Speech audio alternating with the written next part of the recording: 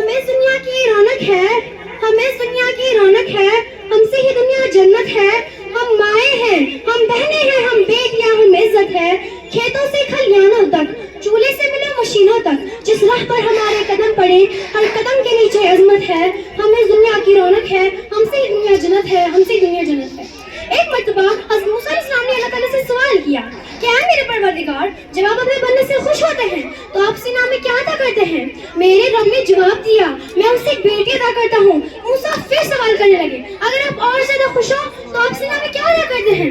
جواب ملتا ہے، میں اسے اور بیٹی عطا کرتا ہوں، اور ان بیٹیوں کی بہترین پرورش کرنے پر اس شخص کو جنت کی بشارت دی گئی۔ سبحان اللہ۔ اپنی تقریر کا آغاز اس عظیم حصے سے کرنا چاہوں گی جسے عورت کہتے ہیں۔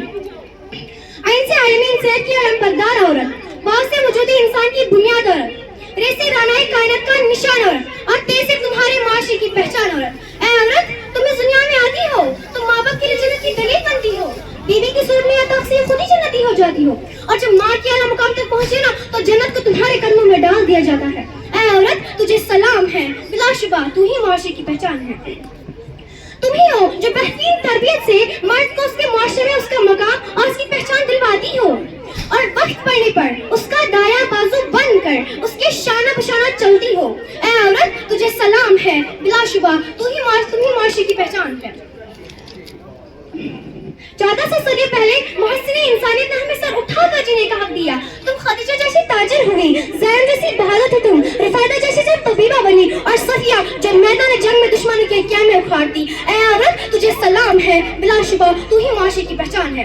اور ہر آج بھی ہر میدان میں اپنا لوہا منواتی ہو، تم معلم بھی ہو، مسیحا بھی ہو، وکالت بھی کرتی، منصف بھی ہو، اور سچ تو یہ ہے کہ ہر زمانے کی تم رگے جان ہو۔ اے عورت، تجھے سلام ہے، بلا شبہ تو ہی معاشرے کی پہچان ہے۔